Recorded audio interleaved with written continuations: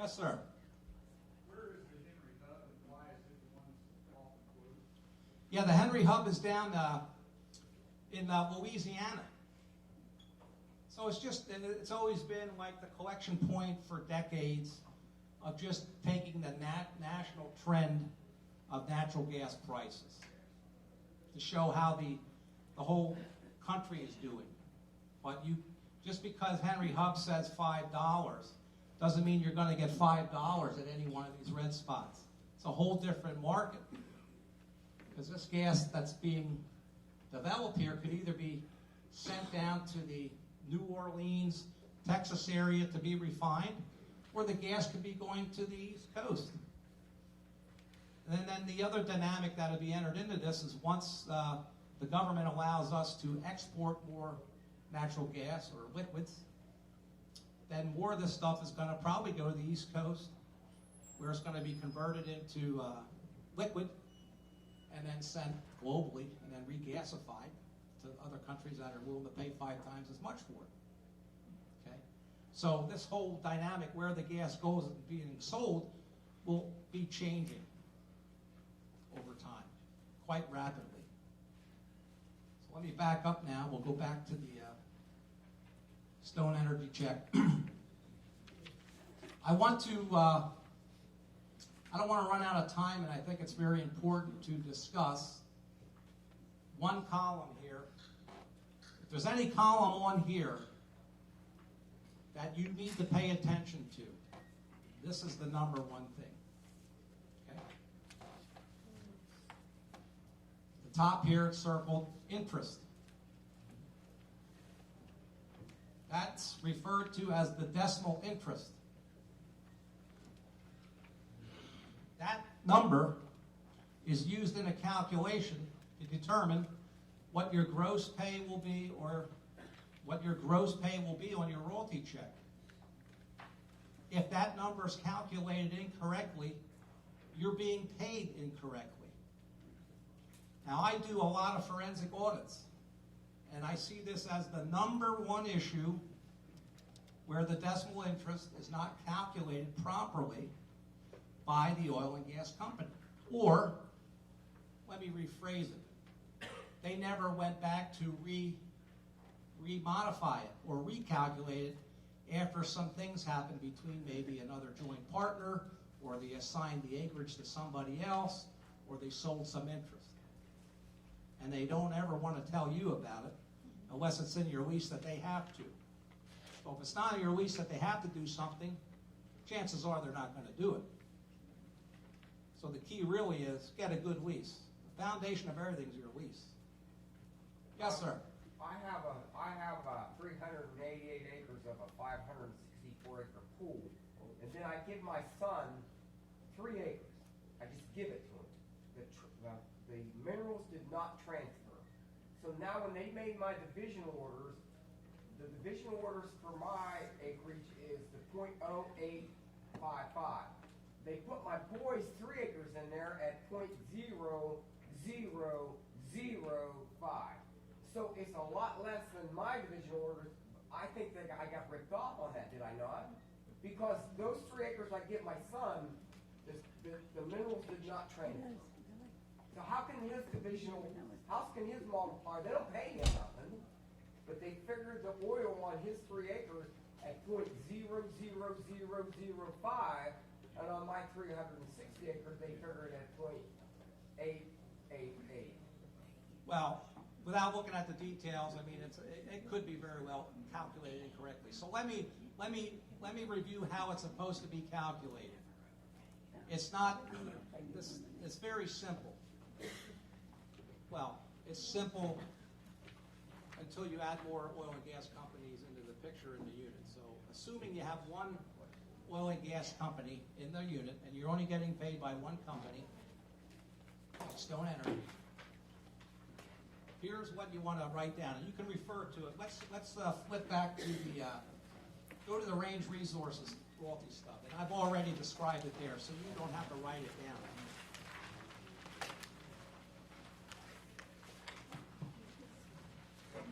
Up down the left side of the page, right in this area here,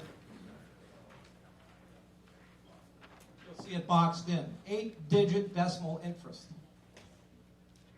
You need to do this for every unit that you're in. And if this number's wrong, then you're getting paid improperly. Okay? It's very simple. You take the number of your acres that they are telling you that they put into that unit, and that usually they will send you a piece of paper called a declaration of unitization, and on there it's going to say how big the unit is with everybody, and then it will show you all the people in the unit, and then it will show you how many net acres you have in the unit. Okay? So, you take the number of acres that you own that are in that unit and divide it by the total number of acres in the unit. So if you had 100 acres and the unit size was 640 acres, you would divide 100 by 640, okay? And then you multiply it times your royalty interest that is in your lease. So if you're getting 15%, multiply that number by 15%, and that will give you an 8-digit number. It's not going to be exactly what they give you, but it should be very, very close, because they're rounding off differently than you will be able to. If that number is incorrect, you need to call the oil and gas operator. Typically, they'll ask you to sign the division order. It's called a division order, where they're going to calculate your decimal interest. It's usually a one-page form, and they'll want you to sign off on it. I don't know what the law is in West Virginia, but in PA you're not required to sign it. Okay? But if it's not the right calculation, you need to let them know. You need to call them and just say, you know what, I ran through this calculation. I'm not coming up with the number you have. Can you explain it to me? Could you repeat that? You said your acres and the total Yeah, your acres divided by the total. landowner acres divided by the total acres in the unit times your royalty percentage. And it will give you a 8-digit number. That's called your decimal interest. Now that number can change over time. Your decimal interest can change when the operator decides to add more people into the unit and expand the unit from, say, 640 acres to, say, 800 acres. So when they do that, you've got to recalculate it. They send the new division order when they do that? They should, but they don't always do that. And you may not ever know for a year that things change, unless you're paying attention to your royalty check. But that's why I say it's a good idea to try to get some relationship with the oil and gas operator, and you can ask some questions or reach out to other people in the industry. Maybe we can help you, especially Penn State or WVU. Does that make any sense, the decimal interest? Yes. We're in the same situation she is. Our son's not getting as much either. Excuse me? We have the same situation as he had. Our son, Right. getting acreage, he's not getting nearly as much. Well, I mean, it seems like a legal issue, or there's some mix-up. So, have you tried calling the operator to explain what happened? Did you transfer the interest properly, legally? Do they have the paperwork of the transfer?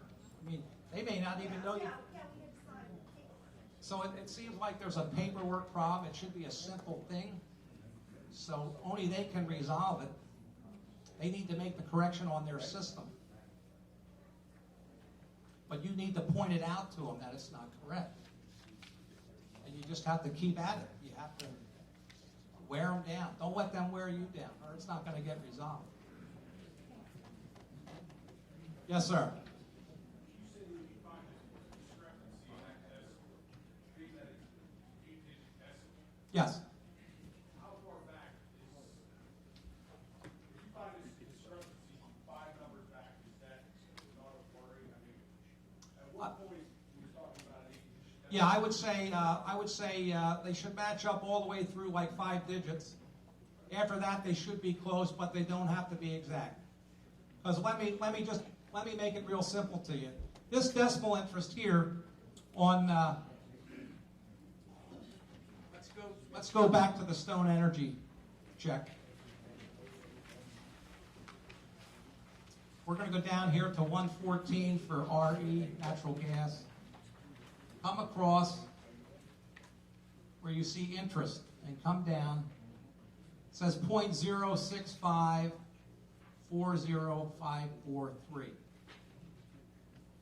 What? It's like, what the hell does that mean? I don't deal with 8-digit numbers in my world.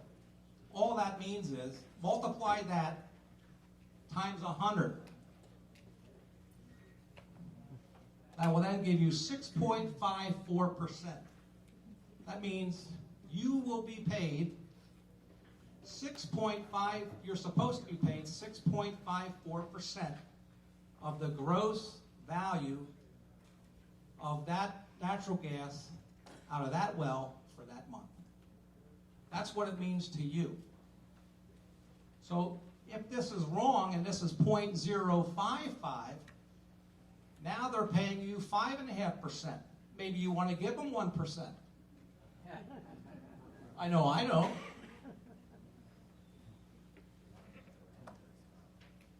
And over time, this starts adding up to real money. Yes, sir. If you, we have a situation where we get checks from Chesapeake as well as Stat Oil. Oh, On the my same- goodness. On the I feel for you. okay. They're one of the worst. On the same well, should that percentage be the same? You would think. Right. You would think. But 9 times out of 10, it's not. It's the same amount of in the pool. You would think. Well, why wouldn't it be? Many reasons. Something. Repeat the question back. I keep forgetting that. I'm going to have these people stand up so they can broadcast the message.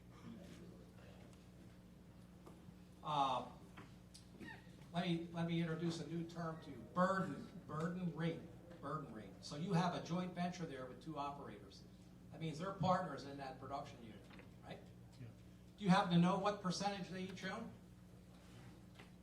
of the well interest? Is it 50-50? I think it's 2/3, 1/3. I think. You think. Yeah, that's what I heard. It'd be good to know. Yeah. So you need to call them. Because once you know that, then you can do the calculation to determine if the decimal interests are correct or not. You need, because the unit decimal interest for the unit is one thing.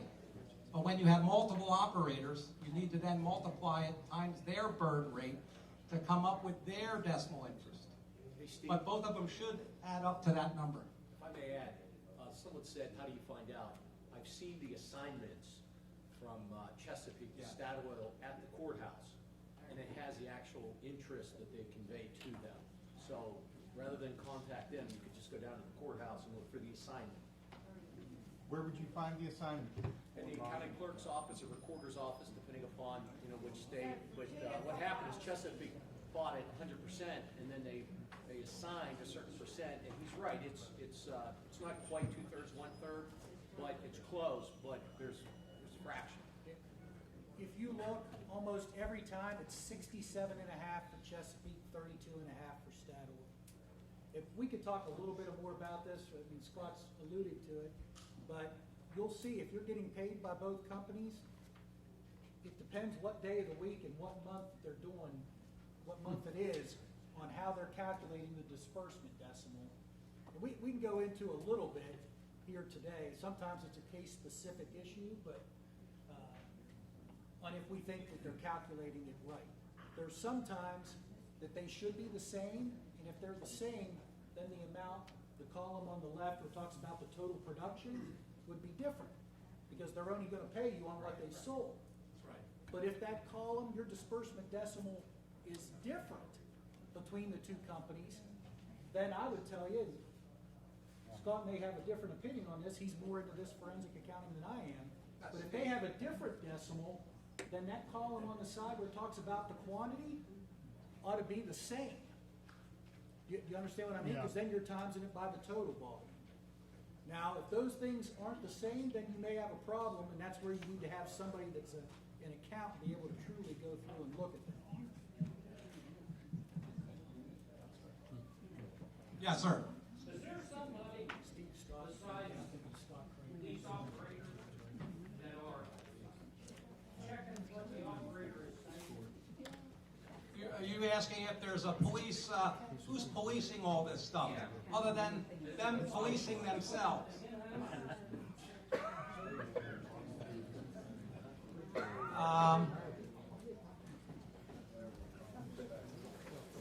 You know, if you take their word for it, they can tell you anything. I think you figured it out. I don't even have to answer the question. You know, if you're a state agency or whatever, I went down and talked to the attorney, and the only thing he could tell me was if I came up with $250,000, that he might look at it for me. But it'll take me 400 years.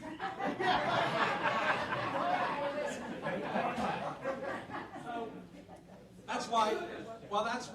That's why Penn State, West Virginia, we're trying to do these educational events to help you have a better understanding of this.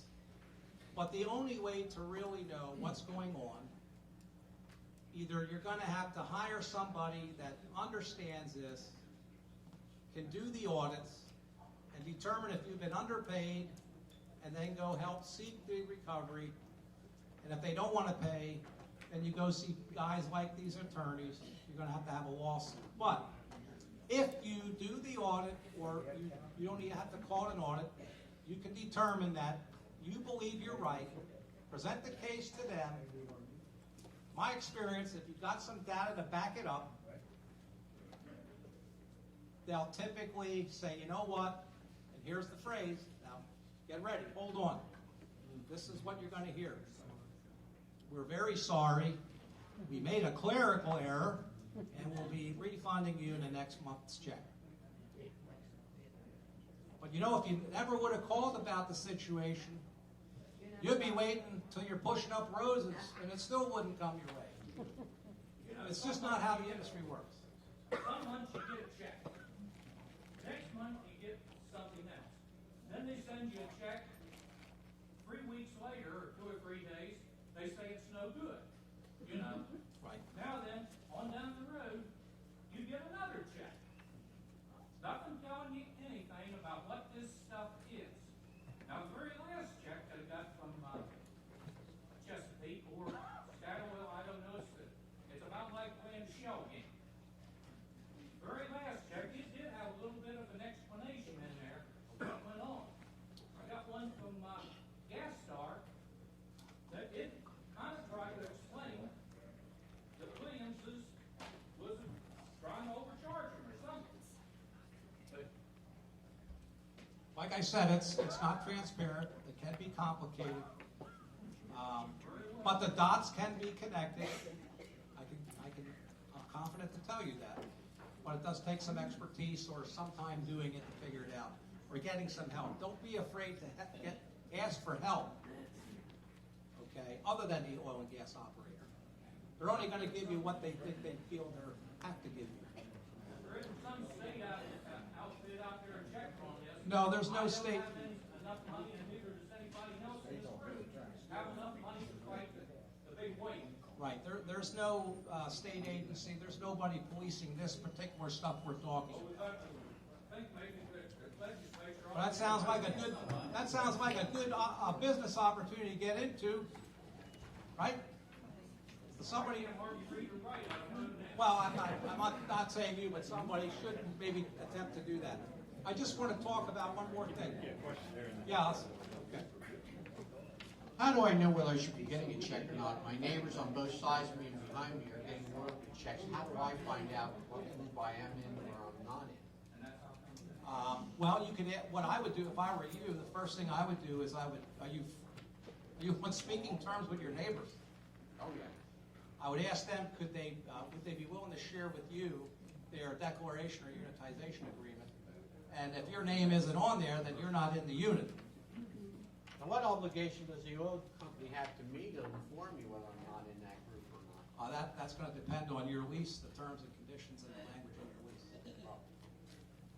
So in other words, I'd have to take to a lawyer to find out whether or not. Well, I'm not saying that. I'm just saying, I don't know who helped you negotiate your lease, but if the language doesn't force them to give it to you, they're not going to give it to you. Chesapeake. You'll have to ask them. Well, good luck with Chesapeake. Yeah, that's what I'm feeling. Even if Chesapeake is supposed to do it, Yeah. it's going to be a while. How can they be drawing underneath my neighbor's property and not being under mine? Well, They're on both sides of me. it can happen. You'd have to look.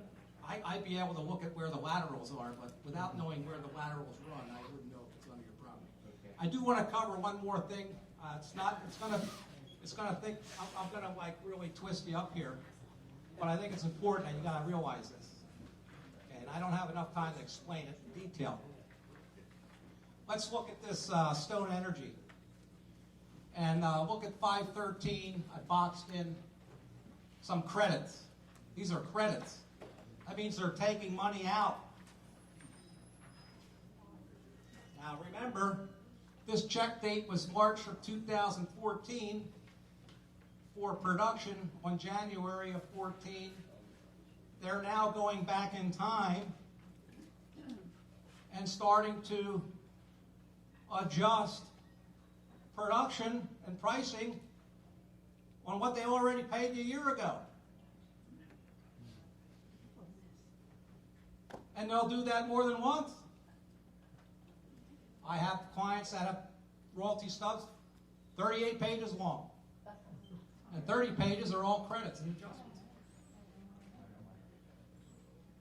I can tell you for a fact, if somebody like me analyzes that, there's a very good chance that when I analyze it, I'll be coming to the conclusion that you actually got paid zero for that well for the last 2 years. Okay. That's all I'm going to say. Got to pay attention. It's your money, not mine. It's your money. But it is complicated. And I think I'm dead out of time.